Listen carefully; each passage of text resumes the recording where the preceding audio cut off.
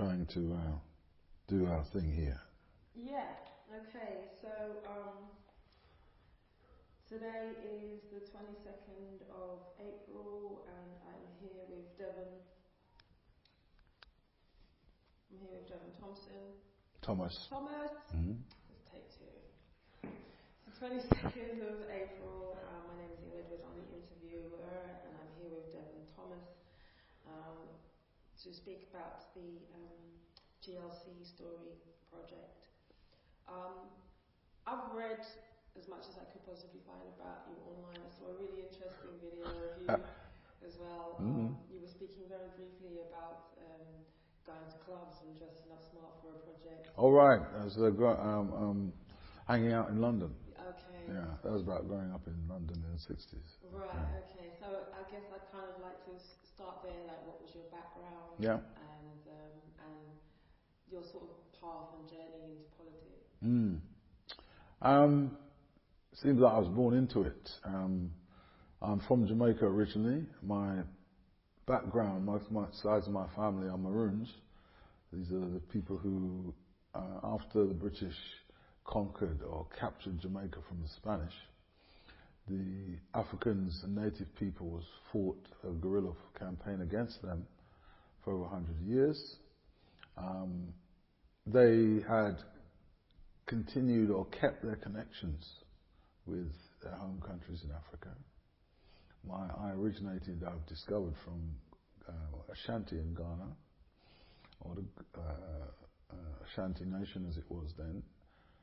And that was quite a successful operation. They were never subjugated by the British. They signed a treaty giving them autonomy in certain parts of the island. And they have that autonomy up till today. Some of their leaders, Kodjo and Nani, are national heroes in Jamaica. And I am descended from a man whose name is given to the central area in Jamaica called Juan de Bolas. Reflects the fact that he was Spanish at that time. He was one of the Maroons. He's kind of like the spirit of the Maroon nation. There's fable, he never died. He just went off into spirit and he inhabits all Maroons. So I've got a connection with that kind of ancestral past. And then my parents were very active in the Garvey movement back in Jamaica in the 30s. They met at Liberty Hall in Kingston, he always had Liberty Halls wherever there was branches of his organisation. And also my father was a trade unionist. He was a railway worker. He would fix steam engines for Jamaica Railway Corporation. And then he travelled all over the Caribbean, Central, South America, where there were railways, repairing and maintaining steam engines. Panama, Costa Rica, places like that. And that was quite common, not only in his work, but for cane cutters, all kinds of people, because the economies in the Caribbean were never robust enough to employ all the people in a viable way. So there was a lot of travelling around. A lot of people moved over into the US. My grandfather, he went to cut cane in Cuba. So I have a lot of family around Guantanamo and in Santiago de Cuba. There's a lot of Jamaicans there. There's a lot of communications even today by boat between Port Antonio, which is the north coast, east coast of Jamaica, and Cuba. It's only 90 miles away. And they trade animals and guns and all kinds of stuff. But yes, I'm aware of those kind of, the fact we need to be internationalist, diasporan, because it's purely by happenstance where your feet hit the ground, and then we re-emigrated all over the place. So getting too nationalist or fetishist about where you originate is self-defeating. So my father was part of that movement in order to maintain our economic stability. And my uncles came here during the Second World War to fight in the Air Force. And at the end of the war, things were pretty precarious. Large numbers of people from the Caribbean, Africa, other parts of the empire fought for the British in the war. In fact, the vast majority of soldiers sailors and service personnel, which included lots of women, were from the colonies, were from the empire. That's why Britain won the war. So at the end of the war, people were forced to return home. It was by edict of the government. They didn't allow you to demob in London. They chartered a whole fleet of ships. These were ships that were taken from the German and the Italian commercial fleet, renamed, and they were used to ship the soldiers back to their ports of origin. And it was there that you could demob, get your pay, and leave the forces. When our people went back to their villages, towns, homes, they found economic disorganization because the empire, didn't function during the war. Britain was in a war economy. Our economies had to contribute towards that effort. And so what we'd done before, which was produce basic crops like sugar, tobacco, citrus fruits, send it here where all value added was done here. So even the minimum amounts we used to get back to run our economies stopped. So when these people arrived back home, there was no means for them to earn a living. So a lot of these shipping companies, the companies releasing these ships to the government, thought it would be a good idea to earn some money and not have to sail these ships back home. So they offered cheap fares to return. So all their efforts to get us out was to naught, because people then went home, had discussions with their families, put money together by selling some of their cows or whatever, or some land, got enough, £28.10, which was quite a substantial amount of money, and bought a fare to come back. They all knew Britain. They knew that reconstruction was in process. There were a few that managed to escape having to return, and they stayed, and they were a cornerstone that helped people resettle when they came back. And the Brixton story, because it's the famous fable of the Windrush. Now, it's this myth that the Windrush was the first ship to dock in Tilbury. In fact, ships had been coming back from right after the war. But it just happened there was a Pathé news crew fetched up when this was about to arrive, and they did a news story about it. They'd also passed a law that gave any citizen of the empire the right to come to Britain as a citizen.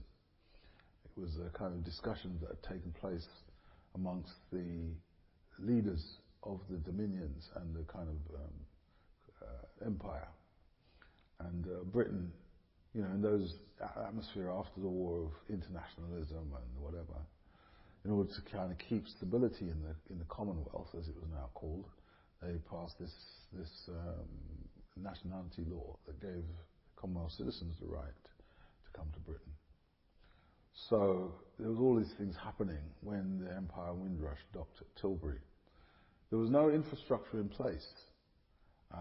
My uncles were already here because they'd stayed with the war, and they, along with a guy called, he was a famous cricketer who'd come here in the 20s and 30s from Trinidad, Leary Constantine, and he had acted as a liaison officer for the Home Office during the war, liaising with the colonial troops. At the end of the war, as people started to come back, he was kept on, and his job was to make sure that there were no issues or problems arising. And a number of the servicemen who were still here contacted him, and arrangements were made to provide some shelter and some food for those arriving. So he'd been billeted in the deep shelters on Clapham Common. And he went and said, look, these people will not have nowhere to go. So these were readied, cleaned out, and the 500 people on the Windrush were billeted in the deep shelters at Clapham Common. The Women's Royal Volunteer Service were delegated to provide tea and coffee, food, so those people had something when they first arrived. Over the next few weeks, they had to register at the Labour Exchange in Brixton, which is just next to what's now Brixton Village, used to be Granville Arcade. Opposite were a number of streets, Geneva, Summerleyton Road, and the roads in between. It so happened that many of those houses belonged to a Nigerian prince who'd lived here since the 20s, and he wasn't averse to letting his properties to people who looked like him. There were also, the rest of them, large numbers were owned by the church commissioners, who again didn't really matter to them who lived in their houses. They were mainly concerned with the income, because that used to pay for the stipends for the vicars and their pensions. So, a community grew up very quickly in that little district in Brixton. You had everything you needed there. You had labour exchange where jobs were available, and there were a large number of jobs. In the lower half of the job market, because the secret deal had been done between the Labour government of the day of Clement Attlee, who'd come into power to bring and make a land fit for heroes. This was the promise after the First World War, which never delivered. So now ordinary people who'd made so much sacrifice wanted jobs, health service. They nationalised rail, steel, and that kind of post-war settlement was put in place by that first government. My father came, and his brothers came into that environment with a lot of expectation. They didn't know that there had been secret deals done between the trade union movement and the government that skilled jobs would be reserved for trade union members. We hadn't been part of that settlement, so there were large numbers of semi-skilled and jobs at the lower level. So even though many of our people, particularly in those early waves of immigration, were skilled, had been trained in the forces, some of them had come as professionals from home, those jobs weren't open to you. My father came, for example, who'd worked for many years fixing steam engines, probably more experienced than most of the people working for British Rail at the time, this newly nationalised industry. He went for a job at Euston, where there was the head of personnel offices for British Rail. And when he went for the interview, he had taken his apprenticeship papers and everything he brought with him. And when he put them on the guy's desk, the guy burst out laughing. He said, "I don't recognise his Mickey Mouse qualifications. There's a broom there. If you're interested in that, we've got a job." My father, he'd been active. He'd helped set up the trade union in Jamaica. Dignified man, proud man. He folded up his papers and left. He then subsequently got a job through the Labour Exchange in Brixton in the construction of Loughborough Estate, a relatively high-rise estate for those times, and erecting the steel frames for the buildings. Same skills he would have used as an engine repairer was used to bolt these steel girders together to create the framework for the buildings. Despite the fact he was only employed as a semi-skilled man, the wage rates for semi-skilled in Britain were 10 times the amount you would earn as a skilled man home. So there was this, the empire was an international economic system. It was rigged so that wages in the colonies were low. So even if you were designated skilled, it's like in the Panama Canal Zone, you had different wage rates according to if you were white, black, and so on. You had gold standard, silver standard, and bronze standard. And also you couldn't, because the Panama Canal Zone was run by the Americans, it was segregated. So the school facilities there were very substandard. So a lot of Jamaicans and other Caribbeans who went to work in the Panama Canal Zone because the wages were quite good, if they had children there, they would send them back home. Because even though the education wasn't that great in the Caribbean islands, it was much better than you could get in Latin America and in Panama. So there was, these were some of the things that our parents had to navigate. My father came in 53. He worked and was able to save enough to send for me and my mum in 56. So I got here as a 7-year-old. Took a while for me to get into school because of the baby bulge. At that time, you had what was called the LCC, London County Council, this prior GLC. It was the parent of the TLC. But they ran education in London. And it was a pride of the Labour Party. They had dominated the LCC from the 30s. A man called Herbert Morrison had been a big noise there, had led the LCC from the 30s. He's Peter Mandelson's grandfather, and I'll come back to him later. And so I went to an LCC school, EFRA school, because we moved up to Brixton in 1959 when my family purchased our first home. That was no easy thing, because same as lettings, we didn't have a free hand to buy what we wanted. In fact, most people wouldn't sell you their house. So in Brixton, for example, the previous people to us had been Eastern European Jews, Irish, Poles. Got a big Polish community. One of my best friends at primary school was a Polish boy called John Lewinsky. The Jewish community were very heavily running the commercial life of Brixton. They were the small shop owners, stall holders, solicitors, and estate agents. And a couple of them developed specialities providing services for the African Caribbean community by recognizing there was barriers to us being able to buy. They would offer you a service where they'd employ somebody to go and view houses for you, report if it's satisfied what you were looking for, make an offer, and do all the technical stuff, and appear as if it was a white person purchasing. When the contracts were complete, you could then free to go and view and arrange to move in and stuff. Housing conditions, even if you bought, were pretty minor. There wasn't all the amenities you expect today. Many houses had no toilets and bathrooms. My father had to spend time with my uncles installing those things in the house before we moved in. That created a lot of interest from the local residents, because where we moved, most of the black people, as I said, had lived in Geneva and Summerleyton Road.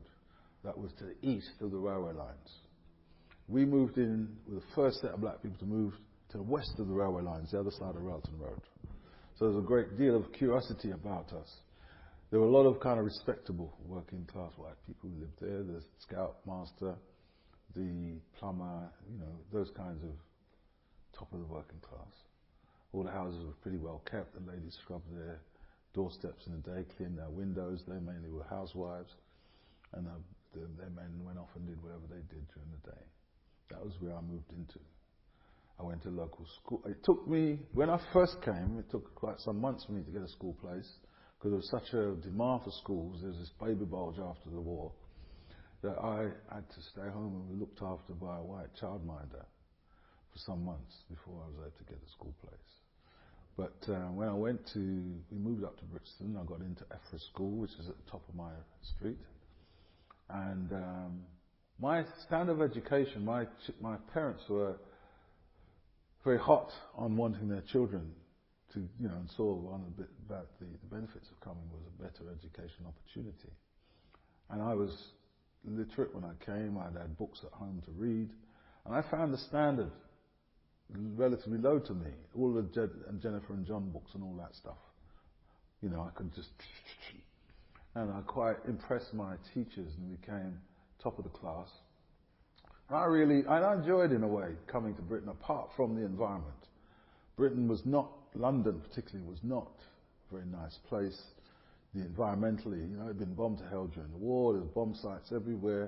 It was very heavily polluted. The petrol and the houses were heated by coal, which hadn't passed the Clean Air Act yet. So it was anathema to me. I suffered tremendously from bronchitis and pulmonary trouble. I only, in reflection, remembered all this. I'd kind of sublimated it and kind of forced it out of my memory. And only in reflection, a few years ago, I remembered how difficult the transition was. I'd never seen snow. I'd never experienced anything under about 70 degrees before I'd come here.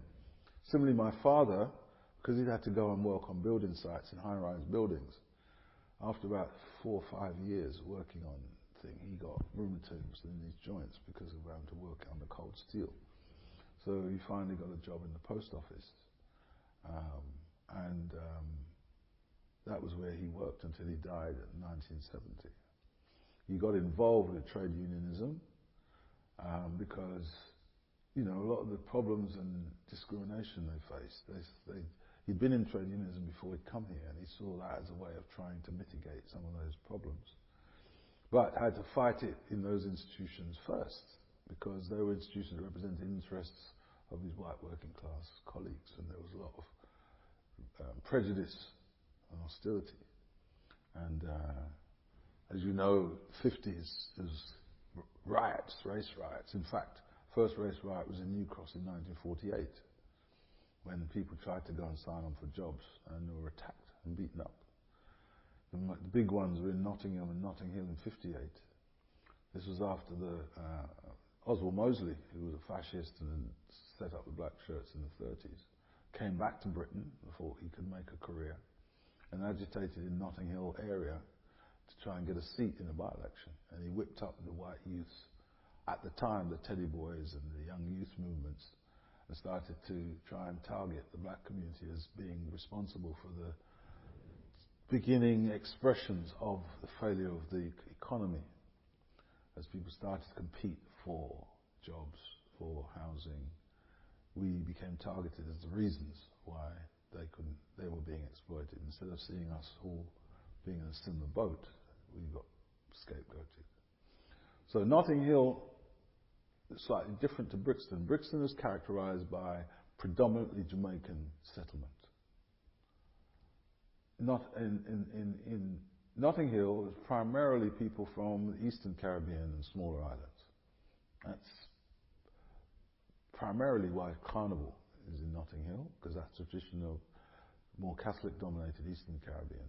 There's no Carnival tradition in Jamaica. It's a Protestant area. We have a thing called Jankono, which is a holdover from Ghana tradition. Which at Christmas people get dressed up and go and frighten people in the street and stuff like that. Now, culture is dominated more by Ashanti culture and Ghanaian culture, whereas Trinidad, for example, is Yoruba and more what's now Nigeria.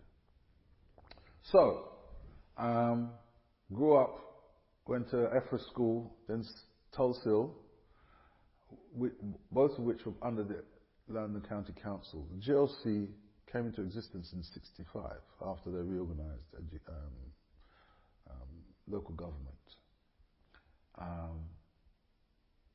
How I was affected in the educational structure, I passed my 11 plus at 10 years old. And my father was very ambitious, wanted me to go to the best school I could, so we tried to get into a grammar school. We didn't know, as with jobs, that black people that we weren't part of that dispensation. The grammar school wasn't for us. So I had a white friend, and we both applied for the same schools, Strand and Battersea Grammar School. I went to my interview, I came within the top 10 percentile of pass rates in the 11 plus that year. So I should have been able to expect to sail into a school, but you had to go through an interview in addition to having the pass rate. Plus I had to do an IQ test. And I did that on the morning when I went for my interview. They couldn't fail me on that, so the interview with the head, I remember him saying to my father, "Mr. Thomas, we don't get many of you people coming here. The last one we had here, like you, he was very naughty. We had to expel him. I hope your son's not like that." So surprise, surprise, week after we got a letter saying the school was full. A week after my white friend went for his interview. Now, I wouldn't say he was thick as two short planks, but his parents were relatively middle class, and he got coaching and all kinds of stuff.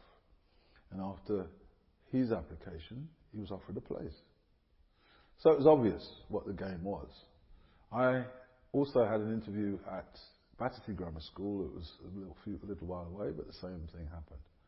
So I ended up attending Tulse Hill Comprehensive School, a very large new school that had been built on the top of the hill. It was about 200 yards away from the Strand School. In fact, it had been constructed on the playing fields that had previously catered for the Strand. And so there was a certain amount of friction. The Strand was a small grammar school of about 400 boys. Tulse Hill was the largest boys' comprehensive in London with 2,200. It was that mass attempt to cope. But it was a fraud because it wasn't this integrated egalitarian thing that comprehensive schools was projected at. It was in fact two schools in one building. It was a grammar school of 4 forms in the intake and an 8-form secondary modern school. Right? So the vast majority of working class kids were crammed into the 8 bottom forms. The 4 top forms taught the exact same curriculum as the grammar school down the road. So I was in the top form in the school, Latin, Greek, 3 sciences, and so on and so forth. The distinction between my school experience was you were in this big building in this one school. So you had to be able to hold your own in the playground with the tough boys. So your street education was totally different. So although we didn't share our educational experience in the same classrooms, you know, most of the black kids came from Brixton. Most of the white kids came from Streatham and the more suburban parts of the borough. They reorganised the school after when I was in the third year and tried to integrate the forms, but you were still streamed, so that the classes where you did your subjects still were according to whether you were doing GCSE, and they brought in CSEs, which was a kind of more vocational qualifications, to provide something for the kids who were secondary modern level. Most of the black kids that came after me from the beginning of the 60s were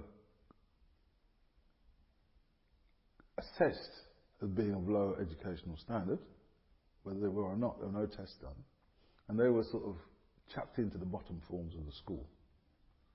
So we were already being affected by the policies of what was firstly the LCC, which was in charge of education, then ILEA, which was a subsection of the GLC, which came into existence in '65. I went up through Tulse Hill. Tulse Hill was quite a legendary school. It was the first school through the agitation of my generation and slightly younger pupils that challenged them to establish black studies in the school. We had a debating society, and the Black Panther movement was established in Brixton in the middle and late 60s.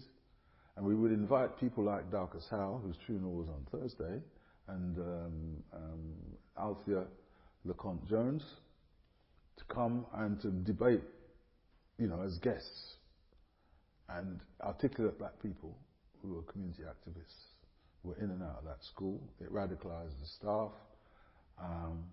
We helped to form the first branch of the National Union of School Students, and it became a target for their bureaucrats in ILEA, and the school was closed down in the late 80s because it was just too much of a handful.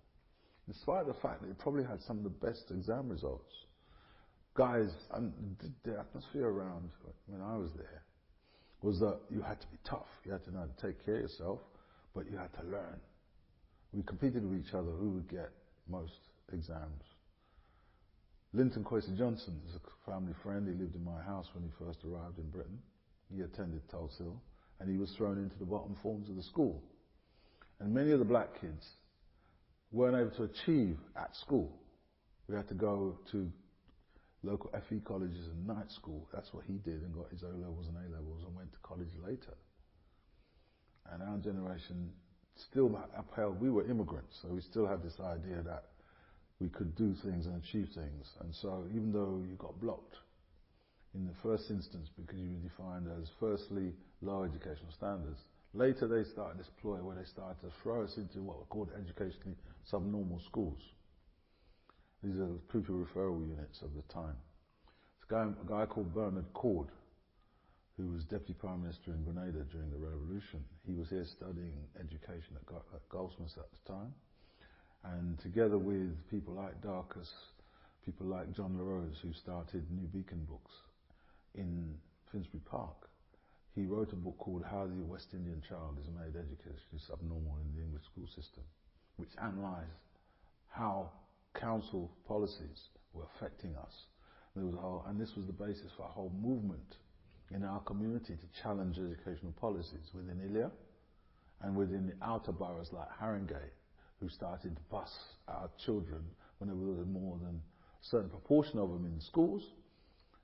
They defined us as the problem, not the fact that their educational system wasn't adequate to deal with the needs of all the children, but that because there were too many black kids, that was a problem. So they started to bus out children to schools in Hertfordshire and all kinds of stuff.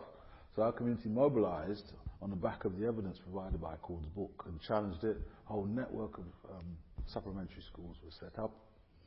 And this was part of the grassroots movement that led on from after the movement started out of the Notting Hill riots. There was a continual struggle. People like Claudia Jones, who was very instrumental in the early days, helped us get ourselves together, organise the first carnivals to try and create cohesion after we'd been attacked in our communities. Carnivals were supposed to be our capacity to express our cultural life here in Britain.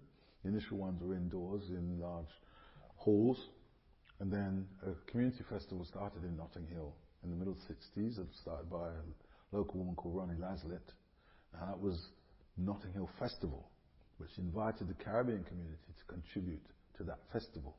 So carnival men who used to play at a local pub came along with their pans and got onto the street as part of the Notting Hill Festival.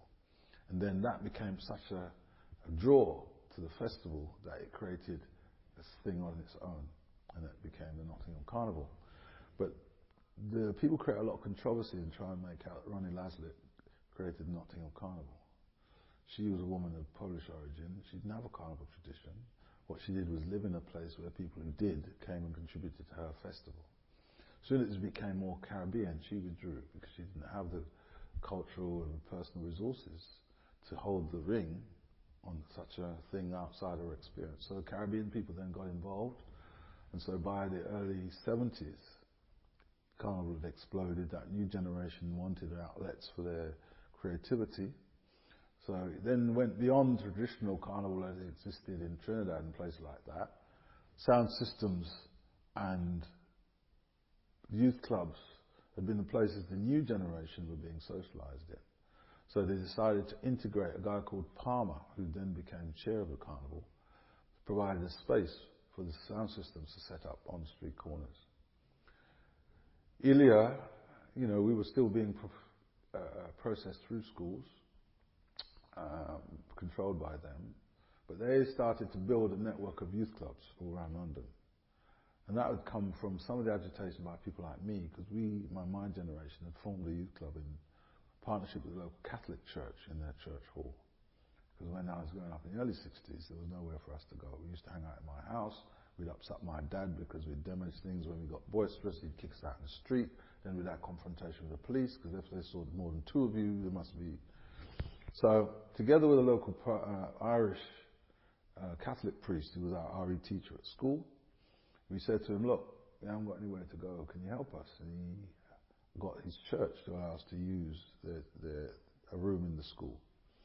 Within weeks of starting this youth club in a room about this size, all we had was two packs of dominoes, a pack of cards and a Dan-set record player. There were something like 200 young people trying to force their way in because there was just nowhere else, and this was the place where we would gather. So we went back to Father Walsh, and he went back and negotiated with the Catholic Church, and they had a very large parish hall just off the middle of Brixton town centre. And in 1965, we started organising on a Friday night, a club night there. Over the next 15 years, the club grew to such proportions that we had over 2,000 members of the club. 6 football teams entered into local leagues, cricket, basketball, table tennis, all the things that you do as a young person in a club. We started, it was totally self-sufficient. We didn't get grant aided. There was none of that in those days anyway. So members had to, you join the club, then you join the football team. We also did deals. There was a local sports shop, small one down the road from where the club was. And when we started the team, we went to see him because he sold football boots and all the stuff that you needed. And Frank Johnson, who was his name, he did a deal with us that he would sponsor our team as long as we came and bought our kit from him, and he would sell us at a discount. So as we grew, as I say, we had 6 teams within a few years, and then other clubs started up, and we would introduce them to him, and he'd become a multimillionaire, supplying all the youth organisations in the borough and wider, using a similar formula. He never had a very large, flashy shop, but as the leisure culture took off in the late 70s, early 80s, and people started to buy trainers and tracksuits, he was there.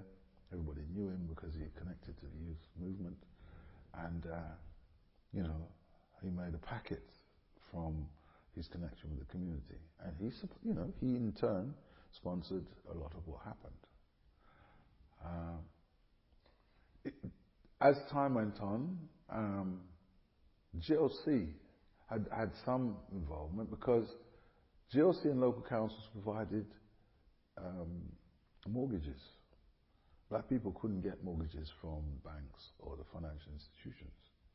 But if you had a job for London Transport, for example, which is under the umbrella of the GLC, or in the health service, they helped their staff by helping them get mortgages. And GLC provided mortgages, and a lot of black people were able to acquire their houses by getting mortgages. As we moved into politics, we ascended up from trade unionism and so on. The network that was around Claudia Jones, who were the most organised section of our community, they formed a thing called the West Indian Standing Conference, which was an umbrella body for all the black organisations, to bring us together after the Notting Hill riots. And as they started to try and restrict immigration, they started to campaign against racist immigration laws. And alliance were formed with more left-wing members of the Labour Party, a man called Fenner Brockway and Tony Benn and people like that, and Claudia Jones. So this radical alliance grew, and then independent black power and black active groups influenced by what was going on in the States and in the liberation movements in Africa, they always started to form. And you started to see one or two black people get into elective office. And one of the early ones became a GLC rep. He was a doctor, and I'm struggling to remember his name, it will come to me. They've named some places around Brixton after him because he used to come and do advice sessions at the first community organisation to be formed there called Brixton Neighbourhood Community Association. It's nearly there, it will come to me. He became a GLC representative in a Hackney seat in the late 60s, Dr. David Pitt. And then gradually more people, through having become trade union members, through being active, and people like my parents who were active before they got here, started to get involved. And GLC and ILEA was some of the places where it was easier for you to get elected because it was by one remove. There was a lot of controversy in politics because the Labour Party weren't comfortable necessarily having black people wanting to stand for elective office. Because the electorate was still relatively racist in the sense that if you were a black candidate, the electorate would hemorrhage. The local party wouldn't be as energetic in campaigning for you. And there became a habit of people getting nominated and then not win the seats. And then that would be used in an argument for not nominating black people. So right the way through the 70s, and I was never a party politician, I was a community activist. I understood the shortcomings of the Labour Party. I never felt comfortable with its political culture. You have to be a bit of a nerd to put up with how they operate. So I would do sort of things in alliance with them from time to time, but I was never up for joining and going to ward meetings and all that stuff you've got to do if you're a part of it. In the bio, the brief bio that was sent to me, it said you were involved in some GLC operations. Yes. Things like youth services and a lot of community services came under the umbrella of the GLC and ILEA. You have to remember this was London-wide government. And there was a division between your local borough, what it did, and the GLC and what it did. And so things like youth work and community work tended to come under the Greater London Council. GLC had a network of adventure playgrounds, for example. Adventure play was quite a radical idea, having places that were quite... Because when I came, playgrounds were like bomb sites. It wasn't organised or funded. You and your friends just used to go and climb through a fence, get up to tea and go home. As London became rebuilt, it became a place where it was very difficult for children and young people to find play spaces. And those of us who started voluntary clubs like Allardyce, our one, started to make a case that when you were rebuilding neighbourhoods, you should put social facilities there, like youth clubs, community centres, playgrounds. The initial places that were built, like in Brixton, for example, Stockwell Park Estate and so on, had none. So it was just solid housing. There was one 60 feet by 90 foot concrete football pitch, and that was sum total. And for a place that had something like 3,000 residents in 3-4 bedroom houses with a lot of children, this was a disaster waiting to happen. So as soon as it was tenanted, all kinds of social problems started because the kids had nowhere to go. There was no youth work. So I went to college in the early 70s. Again, that ILEA came into it, because in those days you got grants to go to college. They were given out by local government. My grant came through the GLC. And I attended Goldsmiths College, where I studied anthropology and community and youth work. Also within the Great London Council was, and under ILEA, was the polytechnics. You know, South Bank, North London, Thames, Regent Poly, which then became Central London Poly. And they were very vocational, technical sort of education, and could have been the basis for a first-class kind of, like in Germany, where there's respect for vocational higher education. In Britain, there's been this emphasis on the classic liberal kind of Oxbridge type education, which many of our people didn't have access to.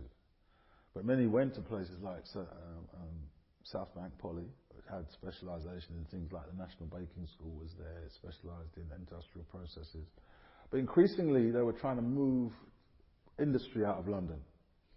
And economically, Japan, Taiwan, Korea, these places were developing manufacturing industries and poaching a lot of the kind of like the car industry, the motorbike industry that was moving out. So a lot of the jobs and semi-skilled jobs that my parents and my generation would have been seen to go into, they were disappearing.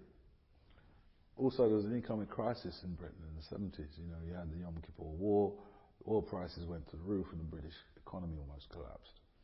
So as that generation after me started to come into the labour market, it was coinciding with this crisis of black kids being channeled into East End schools. So we had been warehoused, not only in the bottom of the labour market, the bottom of the educational structure. They weren't assessing our capabilities. They were assuming we were stupid, or just lumping us with that lumpen proletariat group. So we became very active around education, and this was targeted at ILEA, because in London, that was the overarching education authority for the whole of inner London.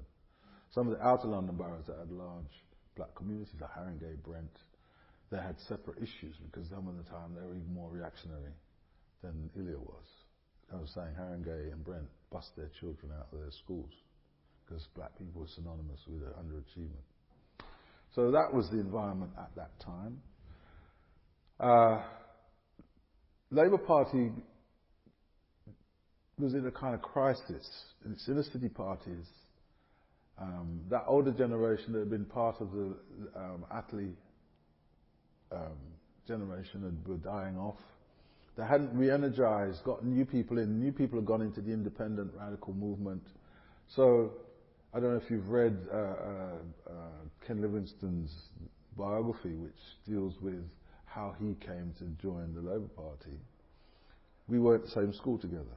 He went to Tulse School with Linton. That's why Tulse was quite a house-in place. But he wasn't active then. He was a bit of a nerd. I mean, we used to drape him and take away him dinner money. But he studied as a lab tech, and he discovered politics. And he joined Norwood Labour Party. He was born on, I think it's Shrubbery Road in Streatham. And he came to Tulse Hill. He went, as I say, into kind of low-level science technicians and discovered politics. And he said when he joined Norwood Labour Party, there was about 10 other people in there. And he was, within months, he was chair of this local ward party. He joined up with a guy called Ted Knight, who became leader of Lambeth Council in the 70s. And they were coined Red Ted and Red Ken. They agitated, and they were generally supporters of Tony Benn and that left faction that in the 80s tried to get leadership of the Labour Party and failed. But Ken was a Labour councillor in Lambeth, in my borough where I lived, at the same time that John Major was a Conservative councillor. The two of them were on Lambeth Council. Both were on the Housing Committee. So there were a lot of plans made in Brixton to knock everything down. Because, I said the housing conditions were bad.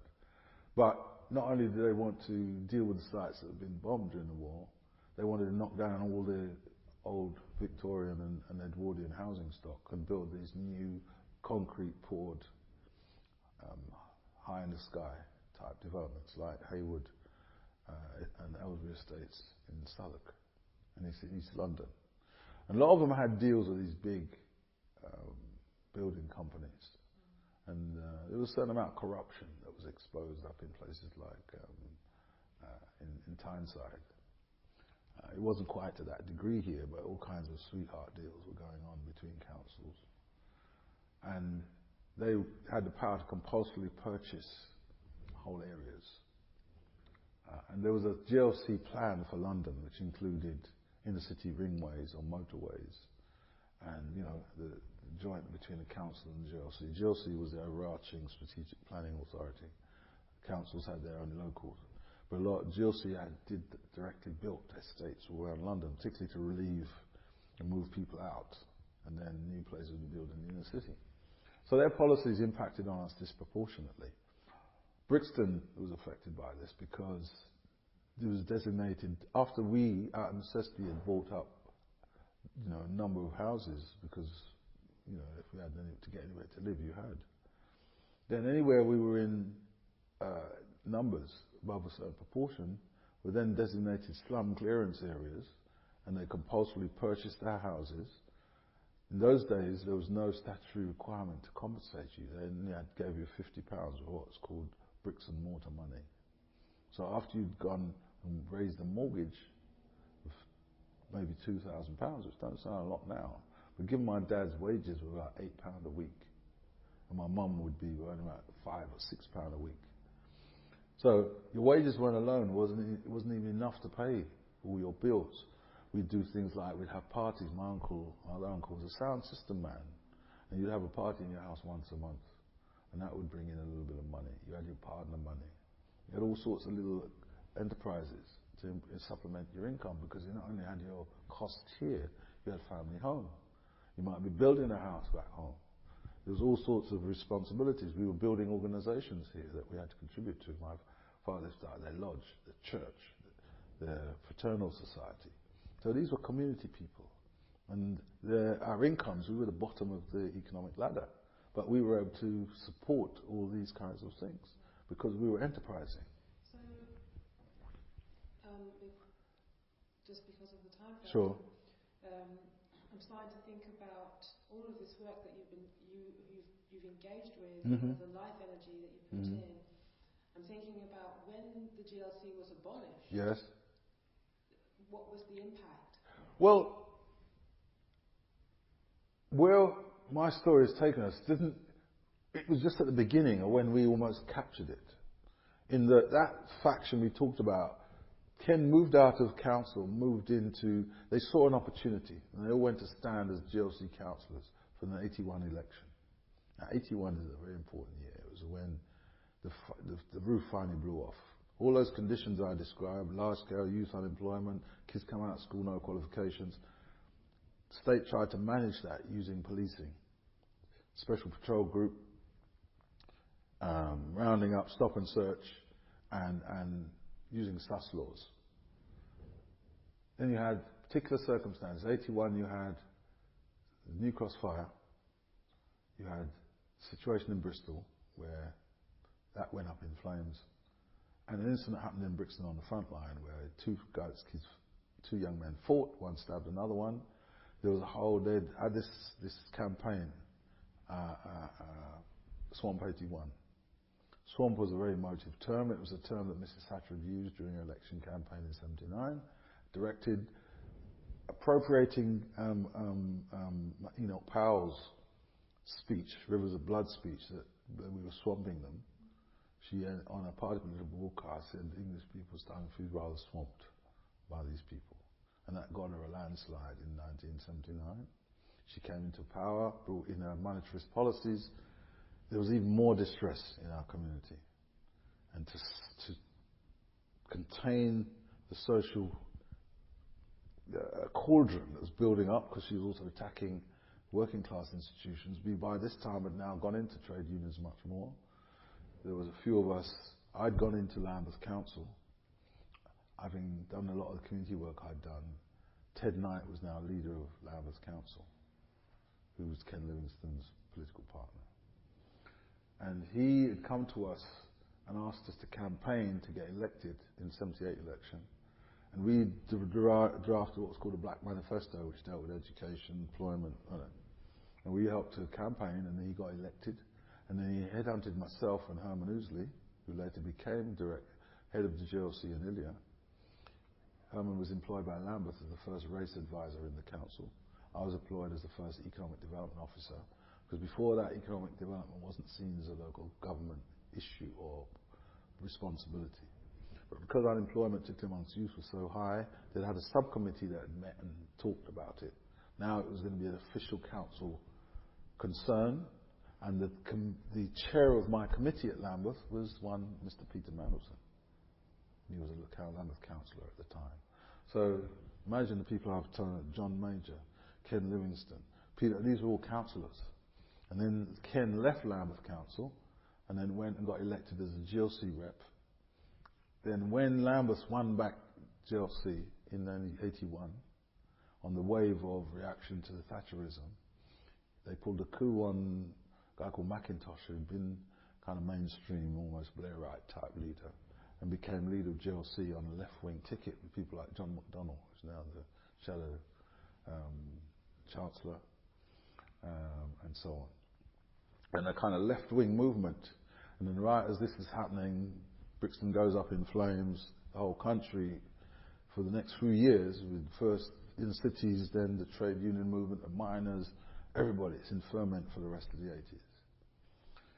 And the GLC adopted a whole range of policies, and Lambeth and progressive councils around equal opportunities, race equality, and we were the officers who pioneered that work. I lasted 3 years in local government. Then I was able to come out and set up my own independent organisation in partnership with South Bank Polytechnic. They gave me a building, and we pioneered stuff like black economic empowerment. We did help people set up in business. We did the feasibility study on the Voice newspaper, and GLC gave them the capital based on our business plan to set up the Voice. It was launched at the Carnival in 1982. It was given away free. The rest is history. We did work all around London, because I understood the local government structure. I'd worked in it for a number of years by that stage, and we were going in and formulating economic development policies that would bring black people into employment within councils and help councils fund and invest in local communities. So for about 10, 15 years, we did a lot of that kind of work all around London. GLC created the Great London Enterprise Board, which became an investment fund into, poor working class communities, and to regenerate them, mobilizing those communities, and we informed and advised on a lot of that stuff as independent consultants. I was chair of a number of things in my area. I was chair of Brixton Law Centre. I become chair of Brixton Defence Committee after the uprisings in 81, and then 85 it was reran. Sherry Gross was shot. People like Paul Boateng lived in Brixton. Janet Boateng, his wife, was a Lambeth councillor, chair of social services. There's a whole lot of stories around that which I can't get into here. But he then became elected to Brent, one of the first 4 black MPs, Diane Abbott. We actually went out for 3 years, lived together, helped her get elected as a councillor in Westminster, and she got nominated and became one of the first 4 black in Hackney. So, that grassroots then fed up into all this stuff. And then abolition, it was an attempt to deconstruct the opposition. Maggie used to look across the Thames and see the unemployment figures on the top of the county hall. And there's a red rag to a bull. But also, GLC, because of all that reconstruction work after the war owned large tracts of land all around London. And it was the development companies like Lang and so on who were the big backers of the Tories. So abolitionists of the TLC gave them access to a big land bank, where now we know what the results are, which is the housing situation. Got to run to the loo. We're up at the same time, isn't it? Oh, there you go. So you were just speaking about your role. Yeah.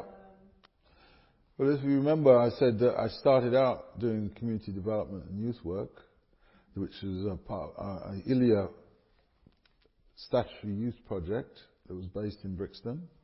ILEA, as the education authority for Lambeth, was the body that tended to employ and provide a lot of the youth work and youth clubs and youth facilities. And it would have a youth committee in each borough. All right? And then it's funded a number of detached youth work. Detached youth work was working with young people who didn't go to youth clubs, weren't in contact with any other people, tended to be the most difficult young people to reach. Also, venture playgrounds, again, was a place where a lot of the kids who didn't go to those mainstream places, they'd go there, toughest kids.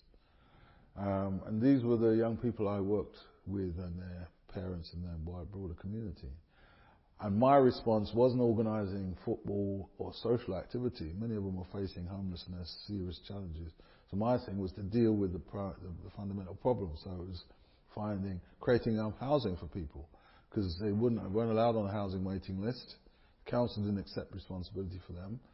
But there was all these houses sitting there because they'd compulsory purchased them, and they no longer were part of any program. So in the community, we created a number of community-based enterprise structures. BIFA, which is Brixton Young Family Housing Aid Association, which was a community-based housing organisation, a housing co-op. The council then agreed to license us a certain amount of properties, because we began by squatting, and then we signed a contract, so we had them legally for a certain number of years. Then as a voluntary thing, we started doing them up at the weekends and at evening times with guys who I'd gone to school with, and our plumbers, plasterers. Then when they created things like Manpower Service Commission, we got money from the government to pay wages so the young people could be employed and trained as a kind of modern apprenticeship. And we did a deal with Brixton School of Building, which is now Lambeth College, where they'd go and do a day off-site. We learned the theory, and they'd work 4 days a week on site refurbishing these houses that had been left derelict. But the situation was getting worse, as I say, by the time Thatcher came around. Youth unemployment was like 70%. And so the council, and long-term unemployment was going through the roof. So the council, who had taken on this responsibility for economic development, created posts for people like me to go out in the community and set up many more of the things I'd been doing from a grassroots basis, providing grants, building buildings. We were building industrial estates to provide homes for more jobs. Herman Ousley had come into the council and was looking at their recruitment practices. There were no black staff hardly when we were in there, even as caretakers, because a lot of these were handed out to people on the basis of their own networks. So it was very self-selecting how you got a job within the council. Would this be the GLC you're speaking of? Would this be one of the sort of... Well, the GLC, because it had a London-wide remit, it had to firstly Herman went from working as a race advisor for Lambeth.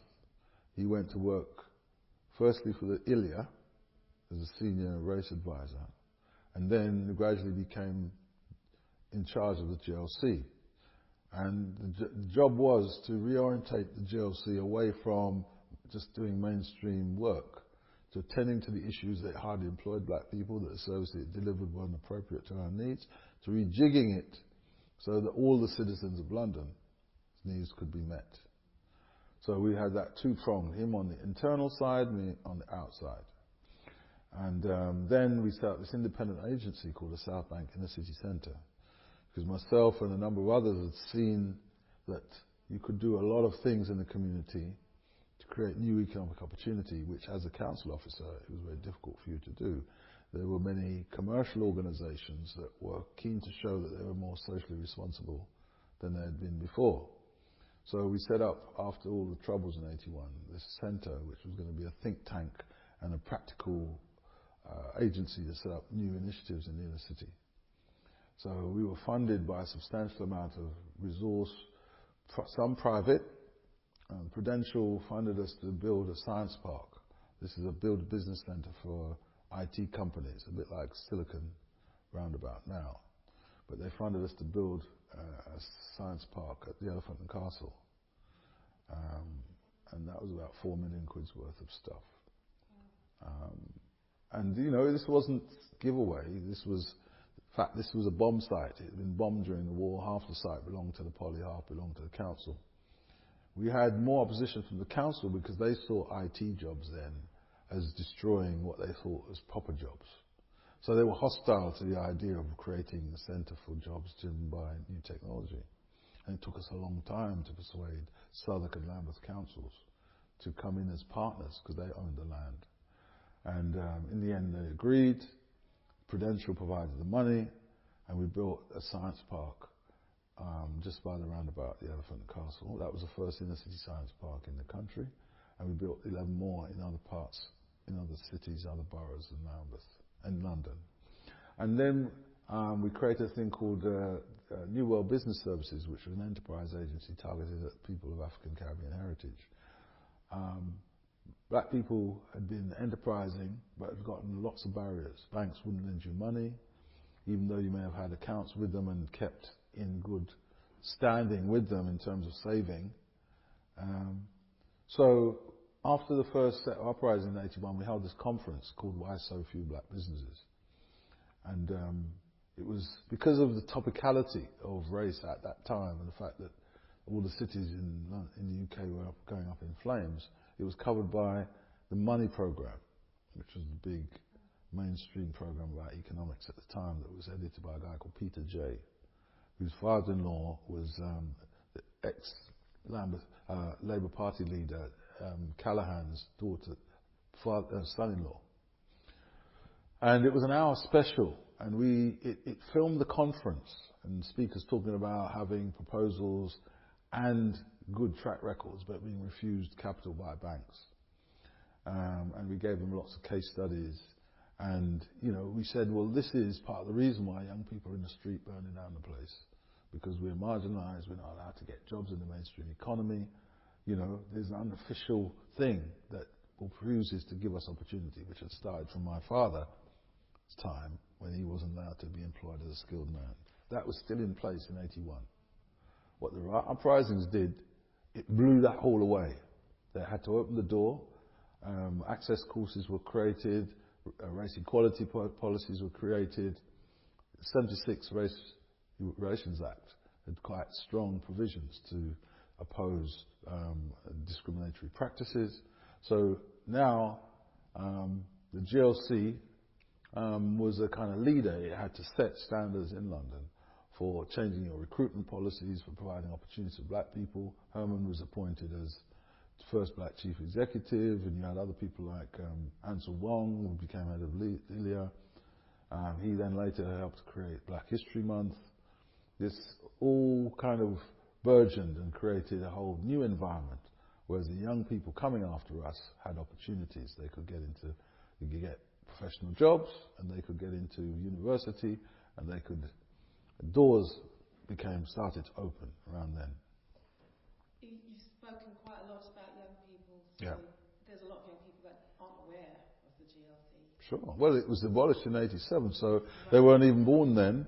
And there's no active. This project is very important because there was no active place that documented what that was all about. I mean, unless you did political science, then it was quite dry, and you know. GLC was created in 1965, and blah, blah, blah. What actually happened and how it's part of a social movement wouldn't be made alive and relevant to them. And I guess that's the next thing I was going to say actually, is like in terms of reviving or bringing the work that the GLC did into the future. Yes. Like, which elements would you consider to be the most? Well, so much happened, particularly during the 80s, where, because of the social ferment at that time, you know, who's not going to remember Brixton uprising or riots? Who's not going to remember Broadwater Farm? And what that signified, you know, a whole new generation on the move, refusing to accept what had gone before them. And then songs, you know, it was fertilized by songs from Bob Marley and Police and T-Fun. You know, it was not just dry political movements or just about music or whatever. It was the whole deal. It was a bit like Black Power and civil rights in America in the 1960s, where you didn't just have a movement, people marching on streets. You had a whole social revolution and cultural revolution. That's what was going on then. And this was the government structures through which it was being transmitted. Just one last question for yourself. In your opinion, what do you think can be learned from the GLC that we could bring, like one or two things that you would bring into today's community activism?